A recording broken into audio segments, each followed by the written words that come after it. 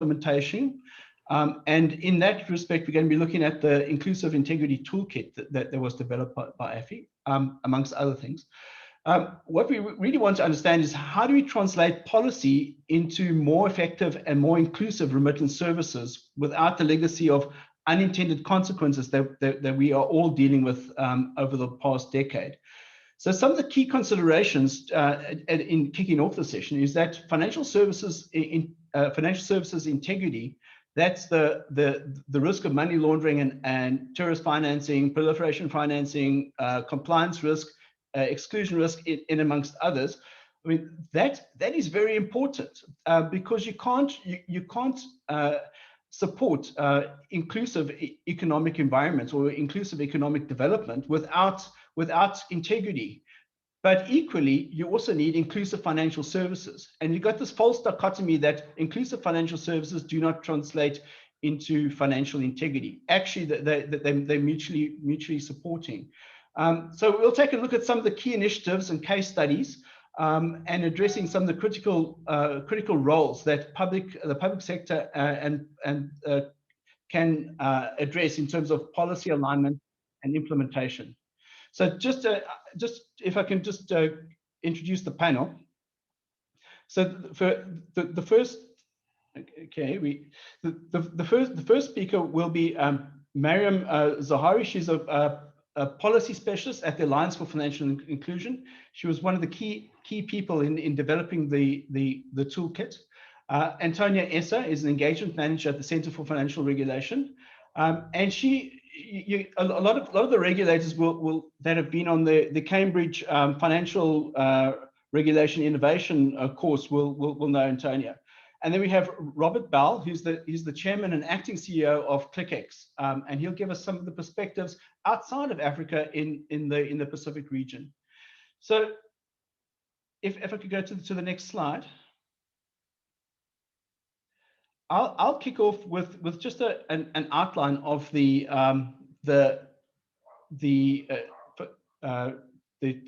toolkit that was developed in conjunction with AFI. So if we could go to the next slide, please.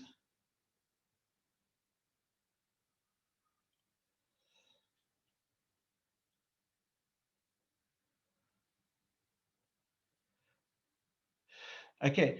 So just for a recap on the blueprint of recommendation 16.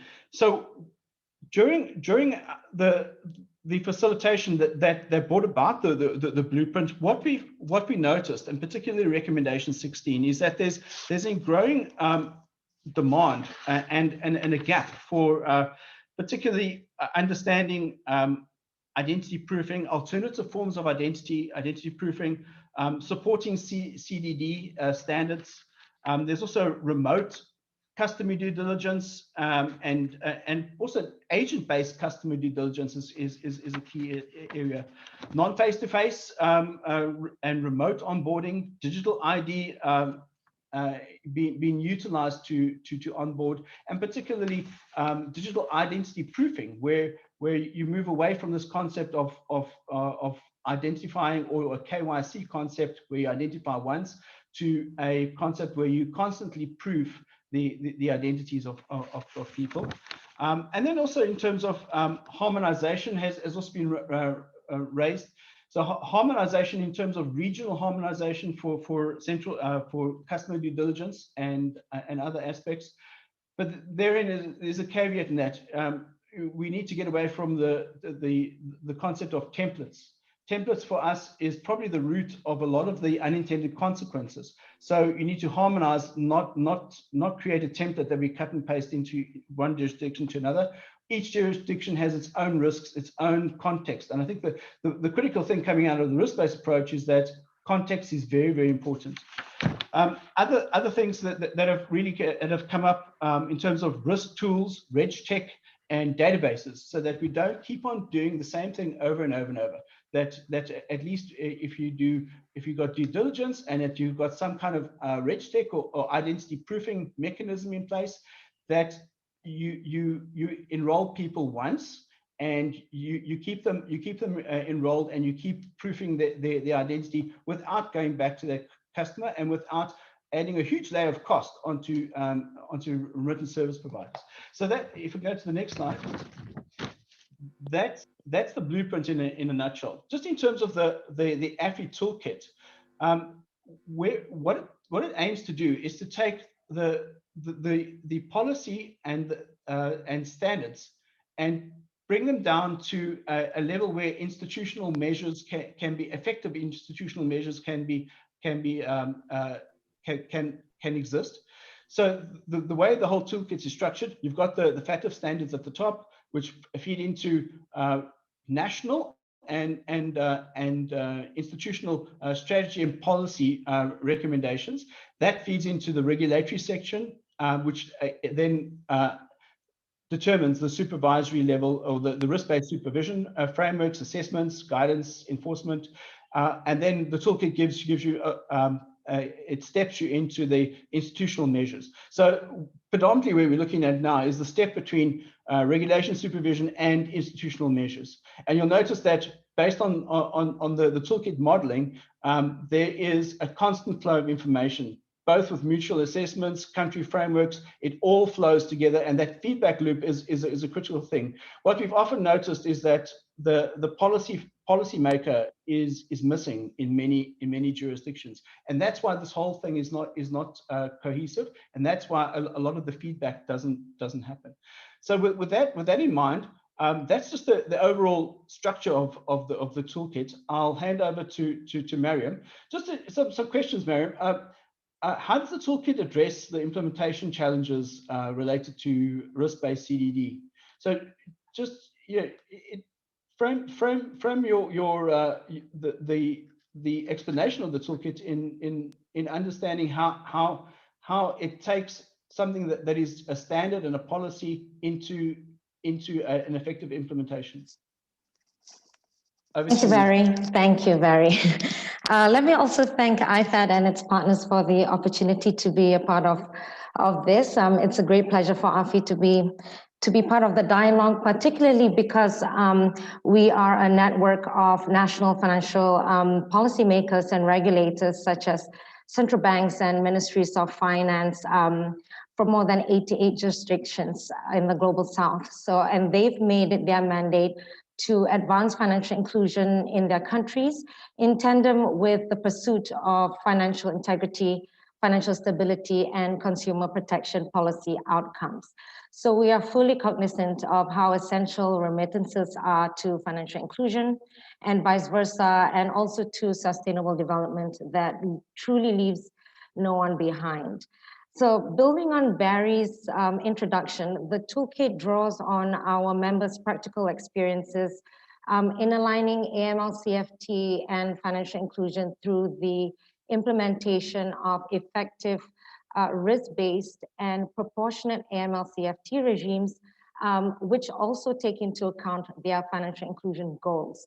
This includes in ongoing risk-based CDD processes towards increasing access to and usage of formal financial services, such as those provided by RSPs.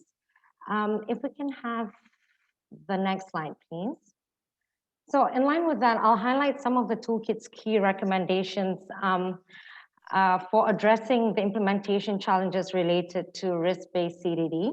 The toolkit, as Barry mentioned, actually starts at the highest level. So first off, we recommend that there is, at the country level, both financial inclusion and AML-CFT stakeholders can collectively define a shared vision of success in achieving inclusive financial integrity.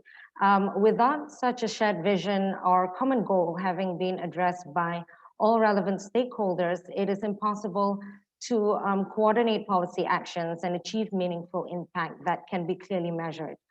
Because in practice, there's often very limited engagement between financial inclusion stakeholders and AML-CFT stakeholders, and therefore limited alignment and synchronization between their respective activities. At this step, it would be crucial for the regulatory institution or institutions driving the policy cycle to sensitize all the key stakeholders to the importance of aligning AML-CFT and financial inclusion and how these would contribute to their national sustainable development. This should then strengthen multi-stakeholder and interagency coordination, which we then say will help with aligning AML-CFT processes such as national risk assessments and mutual evaluations with financial inclusion processes such as the formulation and implementation of the National Financial Inclusion Strategy, which defines a country's financial inclusion goals and its action plan and its mid or end-term review. It would also be good to use already existing coordination structures, namely the Financial Intelligence Unit and the Financial Inclusion Secretariat. This is so that these policy processes can inform each other, including the data and decisions emanating from them. Then we also say ensure sound national risk assessments in order to inform the risk-based approach by carefully overcoming the specific challenges related to those. So our members highlighted challenges related to data coordination, data confidentiality, and poor understanding of risk and the risk-based approach, which have hindered the effective conduct of risk assessments. So one best practice that we underline in the toolkit, for instance, is the signing of MOUs between principal financial inclusion and AML-CFT stakeholder institutions to ensure regular liaison and data confidentiality. Then once a tiered KYC and CDD framework have been developed based on national and where needed sectoral risk assessments, it would be important to enhance inclusive financial integrity in ongoing risk-based CDD processes. So sometimes this sounds quite not very concrete, but it's very necessary to consider the most disadvantaged groups within the population who may be unintendedly financially excluded due to the implementation of AML-CFT standards. For instance, if women have been identified as a target group in the National Financial Inclusion Strategy, then consider the legal differences between women's and men's access to different forms of identity documents and the potential impact of these differences on women's ability to satisfy CDD. The in-country implementation of the FATF standards can have unintended consequences for both women and men due to prevailing sociocultural and gender norms. So one way to identify these barriers, of course, through your diagnostic exercises when formulating the National Financial Inclusion Strategy. The toolkit also recommends the leveraging of technological solutions such as RegTech and digital identities to facilitate the implementation of the risk-based approach in CDD. So shifts from weak paper-based identifiers like proof of address to more robust ID-based identification like biometrics. So in our network, countries like Palestine have already done this. It would be helpful for financial policymakers and regulators to begin understanding, befriending, and using emerging technological solutions to address things like AML-CFT, low AML-CFT capability, and cost of compliance. Developments in the digitization of national ID systems and availability of eKYC, which I think was mentioned in the previous session, can indeed facilitate smooth, low cost, and reliable identification and verification for remittance services.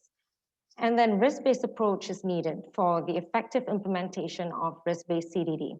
The approach that is adopted by country supervisors in their supervisory obligations will naturally have a significant impact on their regulated entities and their practices. Ideally, they would use risk-based supervision to prioritize key institutions as well as particular issues within institutions. So supervisors also have a role to play in advising regulated entities on products that qualify for simplified CDD measures, such as financial inclusion products. Finally, financial policymakers and regulators should consider inclusive financial integrity outcomes at every stage of the policy cycle. So this needs to be a deliberate effort, particularly where transition is still taking place from a rules-based approach. So there needs to be a shift in mindset at the highest level down to the regulated entity level. but this will have a huge impact on the implementation of risk-based tiered CDD. If we can have the next slide, please. So here's some of our members' best practices in implementing risk-based KYC and subsequent CDD. In Costa Rica, AML-CFT stakeholders started focusing their attention on simplified CDD when opening entry-level accounts after a mutual evaluation that was conducted. Further, the central bank created a free app that enables users to transfer money from one account to another. And it's really evident that the country recognizes usage should also be a measurement indicator of financial inclusion rather than just access to finance. And this has contributed to the expansion of financial inclusion in the jurisdiction. In Bangladesh, the central bank released specific guidelines for the risk-based approach to mobile money. They also developed simplified KYC for low-income women. They also have a risk-based supervision manual for AML-CFT. The Bangladesh Financial Intelligence Unit also issued eKYC guidelines, very fortunately ahead of the COVID-19 global pandemic, which allowed for remote onboarding of customers during a time of physical distancing. In Jordan, the central bank allows refugees to use their UNHCR digital ID to open digital wallets via the national switch. And the Central Bank of Jordan amended regulation to enable eKYC for mobile wallet opening for refugees in the country. So now all refugees can use UNHCR cards to remotely open mobile wallets, which they can optimize to make remittances and also P2P transactions. So this has been really helpful during the COVID-19 pandemic as well. Finally, in the Philippines, which is, of course, one of the largest source countries for migrants and one of the most remittance dependent countries, ranking 4th in the world, I think, for remittance inflows, is in the process of establishing PhilSys, a foundational ID for all citizens, and it has an eKYC function. And this will be helpful for the country's geography, which has substantial rural areas and islands where their financially excluded populations live. So I will stop here, Barry, so that we can hear from Antonia and Robin. Thanks very much, and back to you. Thank you very much, Mariam. So some of the very interesting aspects that are coming through definitely is that paper is not always safe. It has its own inherent risks, and particularly digitalization is a key aspect. And the more that we move towards digitalization, but within a framework. Another aspect that is coming through from if I understand it correctly, Mariam, is that it's not just one thing. The public sector has got a very, very big and broad role to play, not only in the regulatory side of things, but also in terms of infrastructure, particularly some of the identity infrastructure, some of the other databases, and more secure security infrastructure that we're seeing implemented, particularly RegTech and others. Well, thanks a lot, Mariam. I think we'll then go to Antonia. Antonia, just in terms of RSPs, there's always a question of why don't RSPs just naturally innovate by themselves to the very edge of the regulatory framework, or are there other considerations that stop remittance service providers from innovating their risk-based approach to where it's more optimal? Take us through some of the early findings and some of the programs that you busy with. Yes, thank you, Barry, and thank you, Mariam, as well, for this very great overview of some of the case studies and showing how the public sector is really facilitating or really issuing guidance around innovation in this space. And it's very good to see also particular focus on the more practicalities around the risk-based approach and how to implement it. Because RSPs and innovation, I think we're seeing a lot in product, in digitalization, But what we're not observing so much is innovation in their approach to fitting within the regulatory framework. So we're really seeing a big gap in innovation with regards to regulation, and particularly with regards to applying the risk-based approach. RSPs by nature are more conservative. We know of the amount of fines that are regularly being handed out for somebody not being compliant. We know of the risk of being de-risked by partner institutions, by whole countries. So there is a very big pull to be more conservative with applying the regulatory framework to your own product and services. And frameworks that already exist. So I'm thinking of big banking institutions, of well-established players. They have CDD and KYC frameworks that have been established for decades.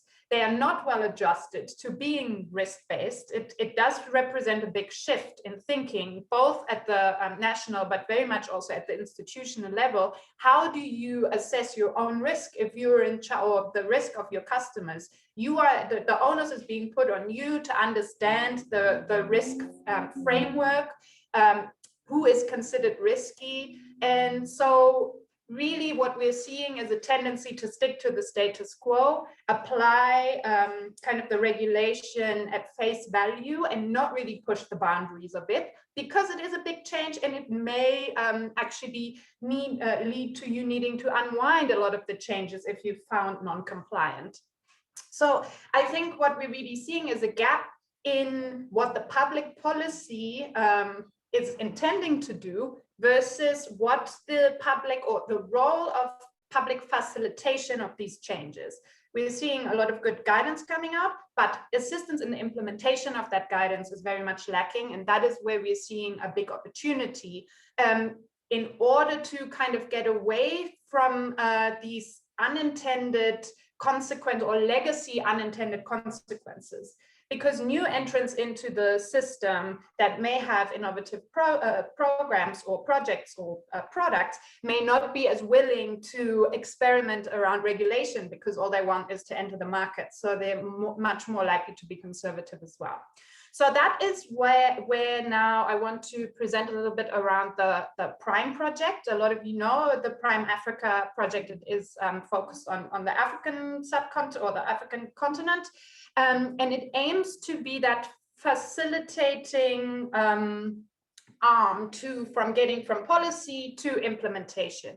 And part of this PRIME project that follows on from the very valuable diagnostics in the remittances space in many African markets, it has that have found that KYC and CDD challenges are one of the major cost drivers and barriers to access to remittances, especially for lower income and rural households, is to assist around 14 RSPs across the continent in 7 African countries to really help them overcome specific challenges they face in their CDD and KYC process by interpreting the national regulation or pushing the regulation to its boundaries, to really serve as showcasing examples for the regulator within the national boundaries, but also very much to signaling to other regulators, this is what can be done. This is how you need to go about assisting the private sector in implementing your guidance. And this is how you can go about as an institution in understanding your risk and applying kind of innovative models that we found. So I think what we're really seeing as an opportunity is there is still a big scope, or not still, there is a huge scope in facilitating this translation between public guidance and practical implementation. And RSPs really need to be given that assistance to know that they are really working within the legal boundaries of their remittance product and service, while being able to take full advantage of things like digitization, moving away from paper-based systems, and really changing their way of thinking around what it means to have a risky customer. What they're really doing right now is they're managing the regulator and the supervisor, not essentially the financial risk. They're more managing the risk that arises from not complying with what the regulator or supervisor thinks they need to be implementing. So really, there isn't a lot of risk mitigation that happens if you're focused on compliance and not on the actual risk to the financial sector and to your customers. So I think we have taken the aspects of the AFI toolkit, some of them, and want to showcase over the next 2 years how it can be implemented. And we are very happy to share kind of the findings across the sector, and very much especially with the regulators themselves. I think let me stop here and hand over back to you, Barry. Thank you. Thanks for that contribution, Antonia. And I think this is quite a useful intervention, because often RSPs we find that there's no appetite to change, because they perceive that they're kind of locked in by regulation.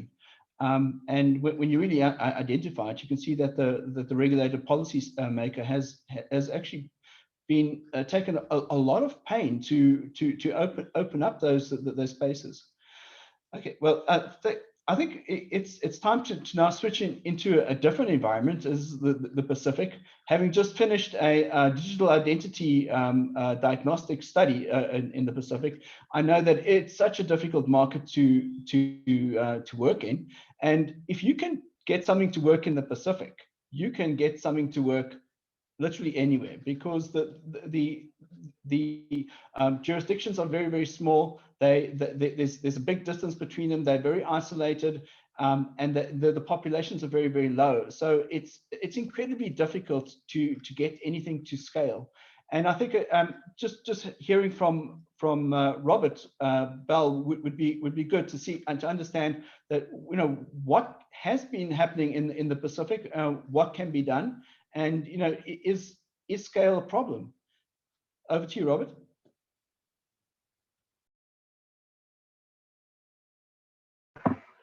Rookie error number 1, unmute. You can hear me fine, everybody? Yeah, okay, great. So my name is Robert Bell. I run an organization throughout the Pacific Islands, Australia, New Zealand, and some further afield places, trying to build ecosystems to reach as many people across the Pacific as we can. So we've had about a 10 or 11 year journey so far. We began by building interbank payment systems to help lower the cost of sending telegraphic transfers. We then rolled into mobile money in the early 2010s when that started to roll out, and we built all the cross-border hub multi-currency systems for the mobile money payment services. As de-risking began and KYC became an increased problem or opportunity, we rolled into building biometrics and utility platforms. And we've recently gone all the way through to build, you know, to kind of complete the bubble of the ecosystem. We actually deploy national payment systems as well. So that's central bank money, RTGS systems, ACH, and immediate payment services between the commercial banks and countries. If we could just roll forward on the slide, if that's possible.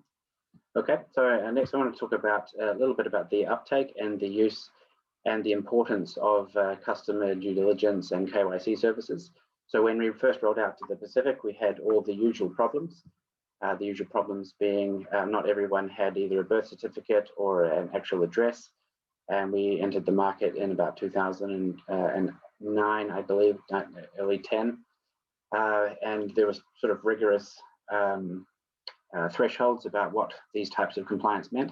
So we built pretty innovative, you know, Google Earth and tracking, mobile phone tracking devices to approximate geographic location and biometric thumbprint scanners as early as 2012.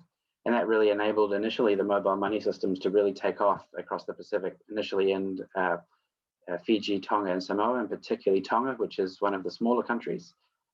We had really great success early on building through and enabling these platforms. But I think like everywhere else in the world, around 2014, 15, 16, de-risking was a very big issue. So we had a lot of problems with getting payments out of the send side countries. We responded as quickly as we could, which involved building platforms for other remittance service providers to use our networks. So it wasn't just the mobile money, it was traditional remittance providers. As you can see, we had a bit of a stall there as we negotiated bank accounts and clearing systems. But then the transactions began to onboard and accelerate. And we've had another recent heavy acceleration into digital platforms through the COVID-19 lockdowns, particularly New Zealand, Australia, and the Pacific over the last year or so. So if we can roll forward just a little bit. That last slide, that's the digital payments running into the Pacific, just for reference. This side, I was hoping to be a little bit more clear, but this is sorry, back one. The side with the grids before, that's the different platforms that are operating in the Pacific. So we have bank specific, which is usually the receive side countries having national payment system infrastructure going in, which is accessible to banks, but not usually the money transfer operators. We have a World Bank provided single bank solution, which is sort of trialing several corridors. We have the oldest platform, which is the regional, really mobile money designated system, but it does have, I think, 10% of the banks, and it should be about a third of the banks by the middle or later this year running on that system. And all of the multi-country mobile network operators use this for their mobile money platforms, and most of the local MTOs. So this is an integrated foreign exchange transaction pricing, settlement, KYC service, transaction monitoring system, reporting, and financial intelligence unit. And it's processed a little over $1.5 billion, which is, might sound small, but it's more than 100% of GDP of the combined countries in the region. So it's been pretty successful out there. Again, going back to that slide before, we had a bit of a dip for de-risking, but seem to be through that now. The other two platforms is a new pension-focused system so that the regional workers in the Pacific can send micropayments, sort of $2 to $5 a week, back to their national pension services or saving schemes in their home countries. And the final column back on the other slide was the money transfer operators. So they still do money transfer operators, whether they're using a platform or their own systems, generally do about 80% of all remittances and small value payments into the Pacific still. Finally, just want to talk about a little bit of the scale in the Pacific. Barry was very kind to mention before on my last slide, which is a decreasing graph. The scale in the Pacific is kind of mind-boggling. So if you look at really at the bottom right there, you've got about 20,000 urbanized adults to build these systems, scale them, and maintain them. And we have a little bit of a problem of not enough money transfer operators in the market, but even a larger problem is those money transfer operators really struggle to get critical mass because there are even fewer adults to serve. So while we have a really unique situation, it's an enormous ecosystem and geography, complicated time zone differences, and being near the international date line. I didn't mention, but it's nearly 2 o'clock in the morning for me, as I sit here in a quarantine, just arrived in New Zealand. And the small populations, but we've seen really remarkable uptake. We're having about 80% household penetration on a 1 adult per household basis. And so the remittance prices have really dropped. So it's about a 2% marginal cost now for remittance services. Whereas when we entered the market in 2010-ish, that was about 22 to 27% fees on a typical $100 or $200 transaction. So very good success. The biometric KYC and those platforms have been really critical to survival and getting people into the service. And we've done a lot of work building out, not just from the cross-border payments, but what the ecosystem looks like once funds get into the market and what services people need, whether it's disaster recovery, shopping systems, e-commerce, national payment systems too, of course. So the Pacific is alive and well, but incredibly small. If you blink, you may miss it. But we're doing a lot of good work. Thank you, Robert. Just a question.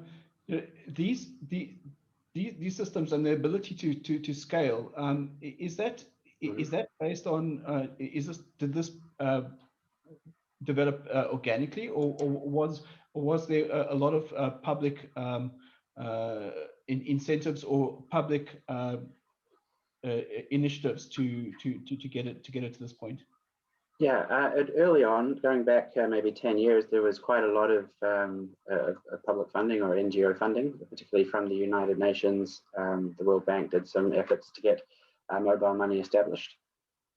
We had a little bit of funding from the United Nations in 2011 and 12 to modify the bank system to convert it to be real-time mobile money centric. So it turned out to be about 2 cents of subsidy per payment over the lifetime of the program. The cost of setting up is a little bit tricky. I mean, it's kind of a fixed regulatory cost per country that you go into, which is not too expensive, but it is when you only have 20,000 adults in a country. So we have a limit to how much R&D and product development we can do in a 2,000 or 3,000 transactions per day.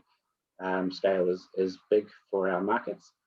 On the other side of scale is we've sort of been ready to and hoping that this will onboard and reinvigorate, as we're slightly seeing, a lot more e-commerce or transactions than were ever anticipated. So we've done testing and live production testing as we put in national payment systems to take this to millions of transactions per day capacity. So we pushed through those volumes and can do those. But at the same time, we have to be able to run it on an ecosystem that may only support a couple of hundred transactions a day into any one of these countries. So, it's super difficult. You can't get in there and assume that you have amazing scale to amortize your costs over. But at the same time, if you have a cyclone, you might be putting in hundreds of thousands of payments per day as everybody with a cousin overseas or family sends in $25 at a time. You've got to be able to deliver those in really 90 minutes before a cyclone hits. They know it's going to hit a village, the alerts go out, and people really thump the systems. So it's a very interesting environment. So this has come about, particularly with the MPS, is with a lot of cooperation with the central banks and with the authorities and the public. So I think one of the really positive aspects is that it can be done. I mean, this for me points to. I mean, we've got, compared to this in Africa, we've got enormous scale in terms of numbers of people. We're not lacking in numbers of people, except some jurisdictions like Namibia has got like 2 million people, but then still 2 million is a significant amount compared to the others. So what I draw is a very, very positive story, is that with due cooperation and also with responsible development, it can be done, and it can be done at a scale that we don't see in Africa. Yeah, and it's we've really had to rely on that interoperability and cooperation between the markets. So to get to scale, we had to launch Fiji, Samoa, and Tonga at the same time. But the benefit was they got fully interoperable multi-currency real-time payments. So you can make a payment from a bank in Tonga to a bank in Samoa in 2 different countries in real time, and then send that down to New Zealand if you need to. So they've got super advanced systems for how small they are, but they are really small countries. So. It's become a lot better now that the national payment systems are rolling out. So the commercial banks are being mandated to use these real-time settlement and transaction monitored financial intelligence unit integrated payment systems. So the regulators have a bubble of their jurisdictional data that they look into, and they get that in real time as they see the transaction systems happening live, as if they were a money transfer operator seeing what a money transfer operator might see in real time. I can see that there'll be a lot of regulators that'll be agreeing with Envy in amongst our audience. Thank you very much, Robert. We'll open up for 1 or 2 questions, and then we'll hand over to Pedro. So if you have any questions, I think there are 1 or 2 that have come through so far. It's okay. I didn't find any on the chat. If you have a question, just please pop it on the. Okay, there's been a request for you to be cloned. So that is. That's kind. Yeah, I've tried being in more country at one time. It's a little difficult, particularly this time of the year. But technology is getting better. These conferences don't take nearly as much time to fly to anymore as to dial into Zoom. So it's very handy. Okay, and there's been actually multiple requests for that, so I'm sure we can, with technology allowing, and with ethics and with regulatory approval, I'm sure we can do it at some point. So if we don't have any broader questions from the audience, particularly on AML, CFT, on CDD, the dreaded KYC. Yeah, then we'll hand over to Pedro. Just one point between what is CDD versus KYC. I think that's the bane of my life. KYC is a very old commercial concept, and it's about a static verification of identity at a point in time. Where CDD is a more fluid concept, and it involves end-to-end monitoring and evaluation and constant updating of information on customers. So just to put that distinction, I'll use that in the use the time to just maybe start getting the use of KYC reduced. Thanks a lot to the panel, and over to Pedro. Thank you so much for this, and I fully agree with you. There's a couple of other terms that we should really try to create a new fashion to remove, like de-risking. This is the problem. The word de-risking has more problems than the problem itself. It just comes from the word, you know. Don't get me started, but I think that altogether we can change this notion and interpretation of this. And for KYC, the only KYC I like is the KYDs. Know your diaspora, or know your, you know, from that sense, and not the other one. We wanted to thank you so much for this panel. You did set the stage for the enabling environment section of the upcoming GFRID. As I mentioned at the beginning of my intervention, this is going to be held on June 16 and 17. Again, we're virtual, unfortunately, this year, but I think we did set the agenda on how we can move forward and really start thinking about implementing some of these issues. You touched upon so many of those.